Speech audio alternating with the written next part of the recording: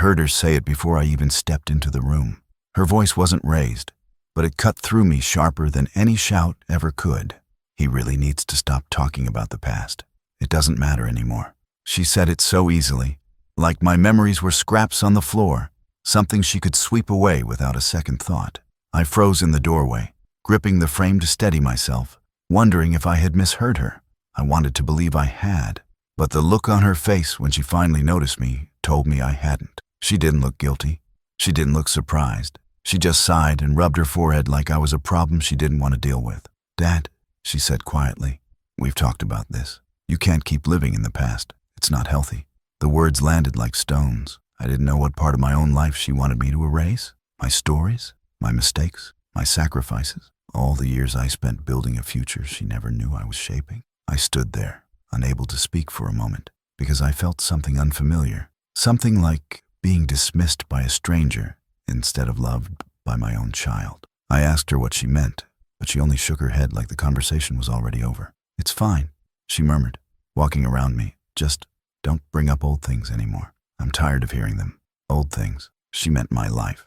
I tried to tell myself she was stressed, that she didn't mean to sound so cold, but the truth was clear in the way she wouldn't meet my eyes. I watched her glance at her phone, as if escaping through a screen was easier than facing me. When she stepped outside to take a call, I heard her say, "He does this every time. He just won't let things go." Her tone wasn't frustrated. It was embarrassed. Embarrassed of me. That was the moment something shifted inside me, like a floorboard cracking under weight. As I stood alone, a memory rushed in, uninvited but sharp. I remembered the years I worked double shifts so she could stay in school. The nights I stayed awake fixing her laptop, sewing her clothes, helping her study. The mornings I left before the sun came up so I could make enough to cover her college applications, her first car, her move to the city. I never told her how many times I went without, so she didn't have to. I never thought I needed to. I believed love didn't need to be announced. It just needed to be lived. But hearing her now, I wondered if my silence had made my history look empty instead of full. When she came back inside, she moved past me quickly, pretending not to notice the hurt on my face. "I'm handling some things soon," she said. "Just trust me." She didn't explain what those things were. She didn't offer details. She spoke like a person planning something for herself, not with me. Something in her tone made my stomach tighten, though I didn't yet understand why. It felt like an early warning, a quiet sign I didn't know how to read. She left not long after, saying she had errands. No hug, no warmth, just the soft click of the door and the weight of my own confusion pressing down on me. That night, I sat in my chair trying to replay every moment of the day, searching for what I had done wrong. I didn't find an answer. I only found silence, stretching too wide to ignore. And I asked myself, quietly and honestly, what would you feel if someone erased the parts of yourself that built your family? I tried to give her the benefit of the doubt after that day. I told myself she was busy, stressed, pulled in too many directions, but when she came by the next week, the change in her didn't soften, it deepened. She walked through my house like a supervisor doing rounds, not a daughter visiting her father. She didn't sit, didn't ask how I was feeling, didn't even pretend to enjoy being there. She only pointed at things. "Dad, you shouldn't leave that mug there. Someone could trip. You really don't need this old coat anymore. Why do you keep these letters? They're outdated." Every comment sounded like a correction. Every observation felt like a quiet judgment. I told her I was fine, that my routines worked for me, but she only nodded as if she hadn't heard a word. Without asking, she picked up a stack of papers from my side table and moved them to a shelf I never use. "It's safer here," she said. I didn't understand what was unsafe about where they were, but I watched her shift my things as if she owned the place, as if the arrangement of my home was now her responsibility. I stood there feeling small in my own living room. Later, I overheard her talking to a neighbor while she stepped outside to take a phone call. She didn't lower her voice. "He's dwelling too much in the past," she said. "It's not good for him." My neighbor nodded sympathetically, and I felt a sting of embarrassment I shouldn't have felt. She had turned my memories, my life, into a warning label. That night, when I checked my mailbox, I noticed something strange. A small envelope was missing. I only knew because I had seen it earlier, tucked between two flyers. I didn't think much of it until I found it later on the kitchen counter, opened and folded neatly. She hadn't mentioned moving it. She acted like it was normal, like handling my mail was part of her new role. I wanted to ask her why she touched it, but I didn't want to start another conversation where she gave vague answers and left me feeling foolish, so I stayed quiet. The next time she visited, she brought someone with her, a young man with a polished smile and a firm handshake. "Dad, this is Jason," she said. "He helps families modernize their homes and routines." The way she said it made my skin tighten. Modernize, as if aging meant becoming outdated, as if I needed upgrades instead of understanding. Jason walked through my house with polite curiosity, but there was something rehearsed in the way he praised her involvement. He offered suggestions I hadn't asked for. Digital calendars, medication apps, automated reminders. His tone was friendly, but his eyes kept drifting to my desk, my shelves, the drawers where I kept my private documents. I didn't feel helped. I felt assessed. After he left, she stayed behind and held my phone in her hand, scrolling through my call history like she had the right to audit it. "You get too many spam calls," she said. "I'll block a few and manage the rest." I reached out to take the phone back, but she stepped to the side casually, as though avoiding a child reaching for a toy. By the end of the week, some calls never reached me at all. Friends told me they tried and couldn't get through. She only shrugged when I asked. "I'm keeping you from being overwhelmed," she said. But overwhelmed by what? My own life? The more she helped, the smaller my world felt. Things moved around without my say. Mail opened without my knowledge. Calls screened like I was being protected from something I wasn't allowed to know. One night, sitting alone at the kitchen table, I realized the uneasy truth. She wasn't visiting to support me. She was visiting to oversee me. And that quiet shift, subtle, polite, almost invisible, felt heavier than any argument we'd ever had. I first noticed the papers on a quiet Tuesday morning. They were wedged between my usual mail, the kind of thick envelopes banks use for things that matter, things you should recognize. But I didn't. The return address looked familiar, yet the contents inside felt like someone else's life. There were insurance forms mentioning updates I never requested, notices about account changes I didn't remember approving, and wording that made my stomach tighten. None of it matched anything I had done. When my daughter arrived later that day, I held the stack out to her. "Do you know what any of this means?" I asked. She barely glanced at the pages before saying, "Dad, we talked about this. You agreed to adjust a few things so everything's more efficient." Her tone was firm, practiced, like she had rehearsed it. "We talked about it," I repeated, trying to pull the memory forward. It didn't come, not even a glimpse. She sighed, the kind of sigh people use when they want the conversation to be over, not clearer. "You forget things sometimes. That's why I'm helping." Then she placed the papers back on the table as if the matter was settled. But it wasn't settled in my mind. I sat there, staring at those notices long after she left, trying to understand why they felt wrong. I wasn't losing my memory. I wasn't confused. I knew what I had done, and more importantly, what I hadn't. A day later, I went to write a check for a small repair I'd scheduled, but the checkbook wasn't in the drawer where it always stayed. The Fafki drawer itself was locked. I had never locked it. I didn't even know where the key was. I stood there holding the handle, feeling something cold run through me, an early warning I didn't want to believe. When I mentioned it to her, she brushed it off. I moved a few things around so nothing gets misplaced. It's better this way. Her words were smooth, but her eyes didn't meet mine. Then there was her partner, Jason. He started showing up more often, always with that polite smile that didn't reach his eyes. He would ask casual questions, too casual. "Do you have any life insurance policies? Are you still paying for that old safety deposit box? Do you keep your home documents somewhere accessible?" Every question felt like a thin wire tightening around me. I started writing things down, dates, conversations, the way she spoke to me, the way he watched my reactions. I kept the notes folded inside an old book she never touched. I wasn't sure what I was looking for, but the act of documenting made me feel like I wasn't losing my grip on reality. The next mail cycle brought more papers, account summaries I didn't recognize, changes in coverage I had never asked for. I compared them to the notes I kept and found inconsistencies everywhere. A transaction moved here, a policy adjusted there. Explanations she gave earlier didn't match what the papers showed. Everything felt slightly altered, slightly shifted, as if someone was slowly rewriting the financial parts of my life, one quiet decision at a time.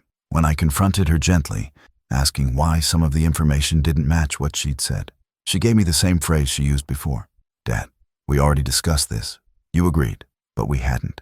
Not once." That was the moment a deep, unsettling truth formed in my mind, not as a loud accusation, but as a slow, dawning fear. The papers I held weren't mistakes. They weren't accidents. They were a pattern forming around me, tightening without leaving fingerprints. And worse, I sensed she wasn't just managing things. She was creating something, some form of control, without any trace that I had ever agreed to it. As I sat at my kitchen table that night, the papers spread before me like evidence of a life escaping my hands. One question echoed louder than all the rest. What would you think if paperwork appeared that you never remembered signing? I didn't know she'd spoken to my doctor until I walked into the exam room and saw the look on his face. It wasn't confusion or curiosity. It was pity. Cold, quiet pity, aimed at me like a verdict had already been decided. He asked if I'd been forgetting important things lately, if I'd been feeling disoriented, if I ever mixed up dates or appointments. I told him no. My voice was steady. My answers were clear. But he kept nodding gently, the way doctors do when they think you don't understand your own truth. Only then did he mention that my daughter had called ahead. "She's worried you're losing track of things," he said softly. She mentioned several concerning incidents. I asked him what incidents. He hesitated, just long enough for a chill to pass through me, then said she hadn't given details, only patterns. "Patterns," he repeated, as though that word explained everything. When I got home, I tried to log into my medical portal to see what had been said. The system denied me. Password incorrect. I reset it twice. Each time, the reset link never arrived. The next day, I asked my daughter about it, and then she said, "Oh, I updated the login information so it's easier for me to check things for you." She didn't say she would share the login. She didn't say she would keep it from me. She simply said she updated it, as if I had somehow asked her to. The first time she placed a stack of safety forms in front of me. She called them routine paperwork, just things to make sure everything's organized, she said. The pages were filled with legal language so small it felt like it was trying to hide from the light. Words like assignment, designation, representative, and authority floated through the paragraphs. She slid a pen across the table. "It's better to have this done now. Families run smoother when everyone knows their role." I didn't sign. I told her I needed time to read it. Her smile tightened, but she didn't argue. She just gathered the papers and left, saying, "I'll bring them back when you're ready to be practical." Appointments at the clinic began shifting without warning. I'd find a voicemail telling me a time had been changed, or I'd arrive only to learn it had been canceled per family request. Each time when I asked her about it, she acted surprised. "You must have forgotten," she'd say lightly. "I told you last week," but she hadn't. She never had. Meanwhile, more mail stopped reaching me. I noticed gaps, statements that should have arrived but didn't, letters from insurance that never showed up. When I asked her if she had seen anything meant for me, she would say, "I check everything first so nothing overwhelms you." Overwhelms me. As if information was a threat, as if I couldn't be trusted with my own life. Slowly, I began biting my tongue. Before speaking, I would rehearse the sentence in my mind, making sure it didn't sound confused or uncertain. I didn't want to give her more fuel for the story she was building. I didn't want to hand her proof she could use against me. But the silence changed things. I could feel myself becoming smaller, quieter, afraid that any misplaced word would become another pattern she could point to. I stopped correcting her when she twisted facts. I stopped challenging her when she forgot to tell me things. Even my own thoughts felt like they were under surveillance. The worst moment came when a nurse referred to her as your caregiver. Not my daughter, not family. Caregiver. The word struck me so hard I couldn't respond. I realized then that she had already rewritten my identity in their eyes. To them, I wasn't a man managing his life. I was someone being managed. Someone losing control. Someone losing memory. Someone losing credibility. And there, in that sterile hallway with the nurse waiting for my answer, it hit me with full weight. She didn't have to prove I was forgetting. All she had to do was convince others that her version of me was the real one. Have you ever feared someone rewriting your story while you're still alive? I used to think the past was something you carried quietly, like a folded photograph kept close to the heart. You didn't need to display it. You didn't need applause for it. You simply lived with the knowledge of what you had done and why you had done it. But after everything she said, after hearing her dismiss my memories like they were clutter, I realized how invisible my sacrifices had become. Maybe too invisible. I never told her about the years I worked 2 jobs. She only saw the lunches packed neatly in her school bag, the new shoes bought every fall, the birthday cakes that somehow tasted the same every year, no matter how little money I had left that week. She never knew how many nights I came home from the warehouse with my hands shaking from exhaustion, how many times I stayed awake fixing things around the house so she could wake up in a world that looked solid and safe. There were nights I took extra shifts because insurance didn't cover certain costs. I never explained it to her. I didn't want her worrying about grown-up problems. She was just a child, my child, and I wanted her to feel like the world believed in her, even when I had to fight it tooth and nail to keep us standing. The savings account that paid her college tuition didn't come from luck. It came from years of storing away whatever I could, tips, holiday shifts, scraps of overtime, money I should have used to fix my back or replace the car with the sputtering engine. Instead, I buried it in silence, letting it grow quietly because I wanted her future to be bigger than my present. I even remember walking to work that winter the truck finally died. She thought I was doing it for exercise. I let her believe that. It sounded nicer than the truth. I never mentioned the nights I sat at the kitchen table calculating how many hours I needed to pick up so she could join that summer program she dreamed of. I never told her about the loan I turned down because I didn't want debt hanging over her life. Those choices shaped her world, but I kept them hidden. I thought a parent's job was to hold up the ceiling without asking the child to notice the weight. Now she tells me to stop talking about the past, as if those years were nothing more than fading stories, as if the history I'm supposed to forget isn't the very ground she's standing on. It hurts, not because she doesn't know, but because she never wondered. She never asked how things were built. She never paused long enough to see the tired eyes behind the steady voice that told her everything would be fine. Only now, sitting in the quiet of my living room, do I recognize how much of my life went into building hers, not for gratitude, not for recognition, for love, pure, stubborn, unconditional love. But that foundation has become something else now, something I didn't expect. It's become my anchor. When she questions my memory, when she tries to paint me as fragile or fading, I think back to what I survived, what I carried, what I provided. I remember the strength it took to get her through childhood, the discipline it took to save, even when the world felt small and heavy.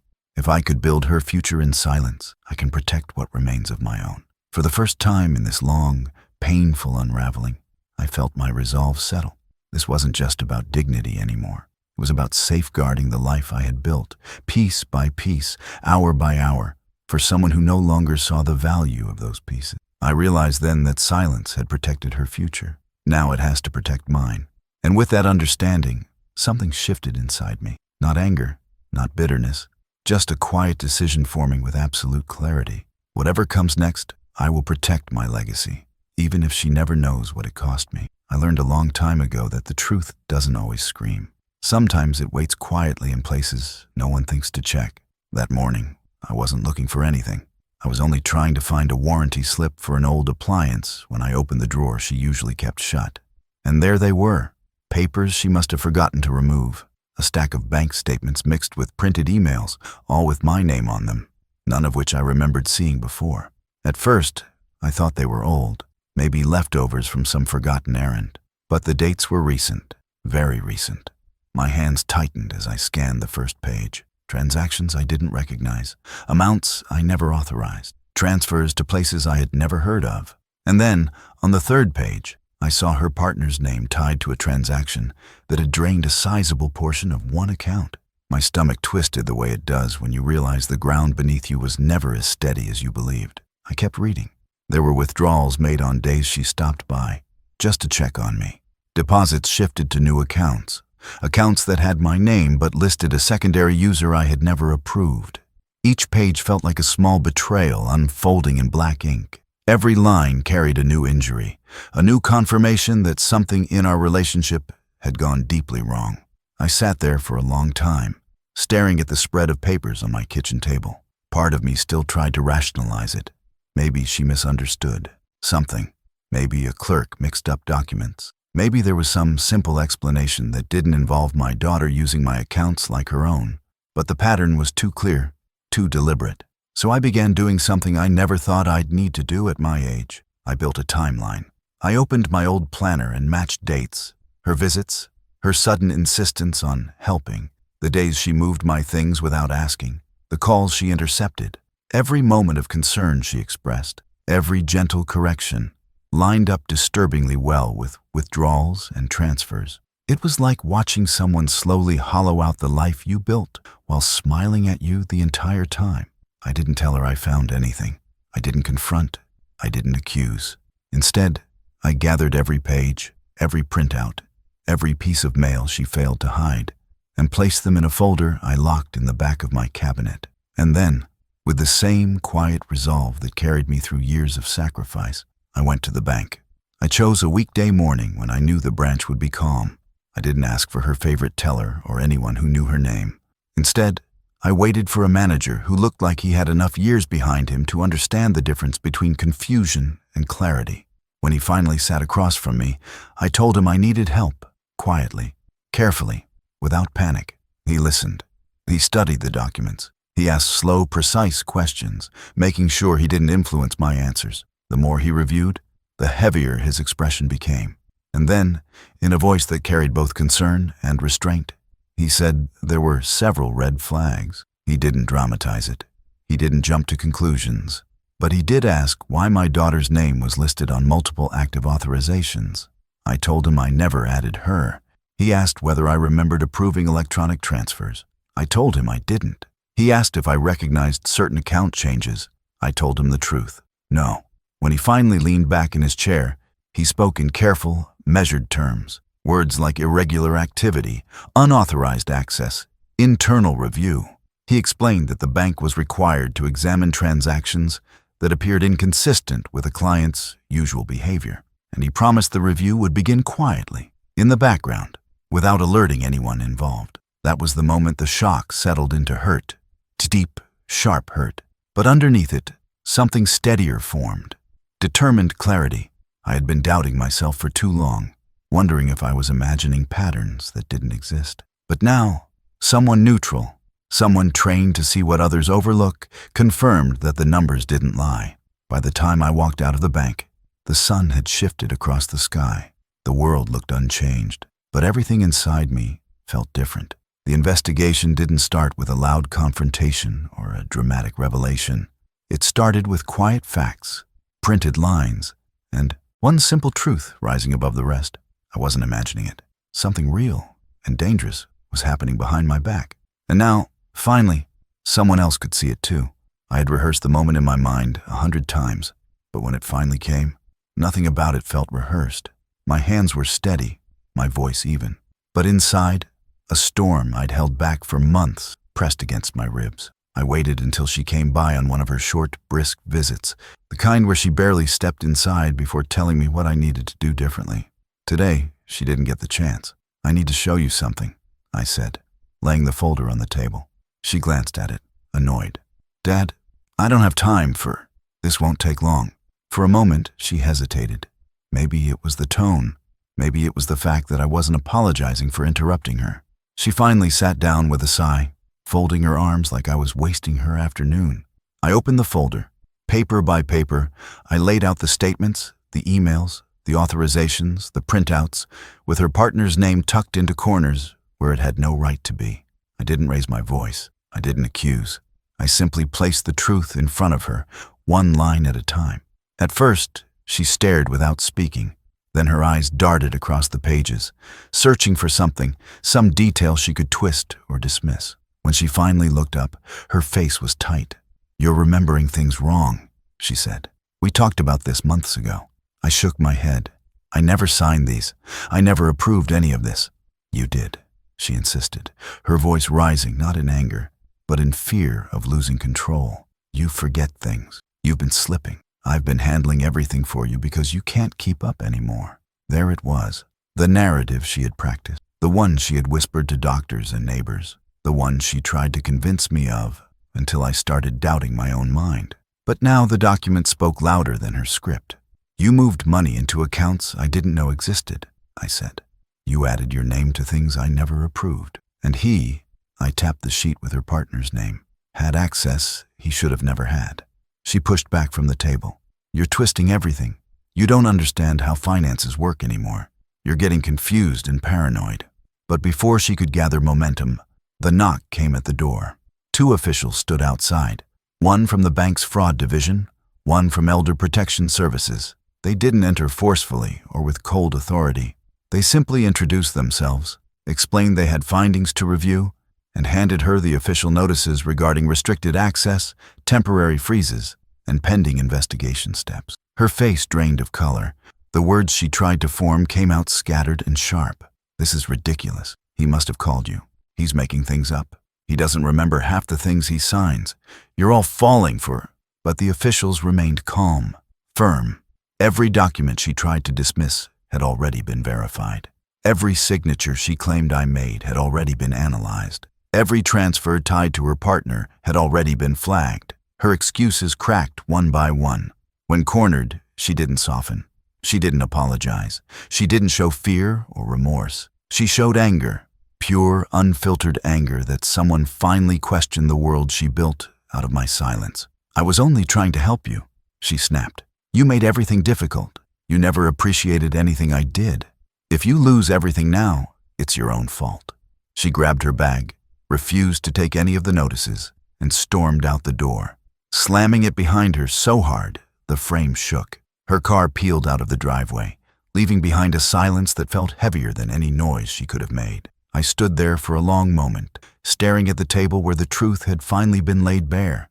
The officials spoke gently, telling me next steps, reassuring me that things were now being handled through the proper channels. But their voices felt distant. What struck me the hardest wasn't the financial betrayal. It wasn't even the lies. It was the realization that for months, maybe years, I had protected her with my silence, kept my doubts quiet, gave her the benefit of the doubt, dismissed red flags because she was my daughter. But my silence didn't save her. It only hurt me.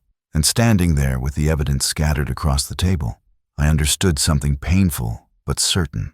The moment I stopped protecting her was the moment I finally protected myself. When the investigation finally moved into its slow, steady rhythm, documents reviewed, accounts protected, access restricted, I found myself waking up to quieter mornings than I'd felt in a long time.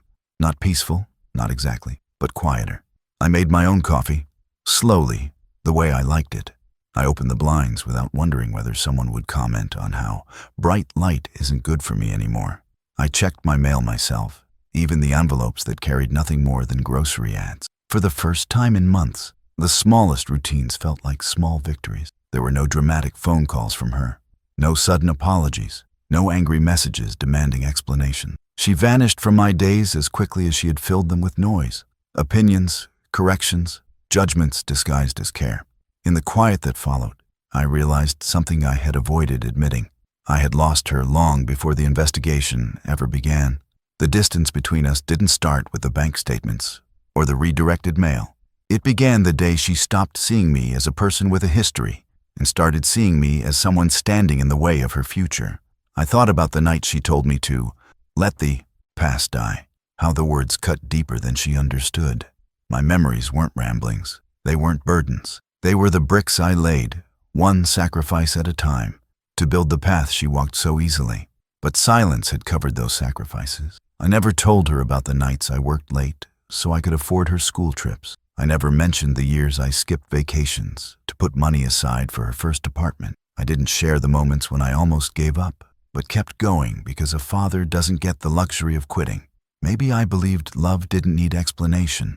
Maybe I thought she'd feel the weight of what I'd done without me naming it. But silence is a strange thing.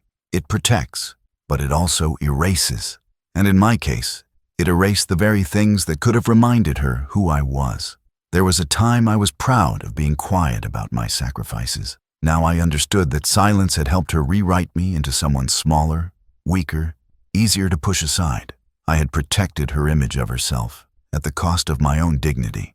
But dignity, I've learned, isn't something another person can give or take. It's something you reclaim every time you stand up for your own story. As the week settled into steadier patterns, I began to recognize myself again, not as an old man slipping, not as someone unfit to manage his own life, but as a person with a lifetime of decisions, mistakes, victories, and memories That mattered. I started writing things down, my stories, my choices, the years that shaped me. Not for her, not to prove anything, but because my life deserved to be named, not buried. There were moments when the grief rose quietly, like a slow tide. I'd catch myself waiting for her to call, even though I knew she wouldn't. I'd think about the version of her I raised, the child who held my hand, the teenager who asked for advice, the young adult who laughed with me in the kitchen. That version is gone, not taken by tragedy, but replaced by someone who saw no value in the man who built her future. Accepting that truth hurt in a way no paperwork ever could. But acceptance is not defeat, it's clarity. And with that clarity, I learned something important.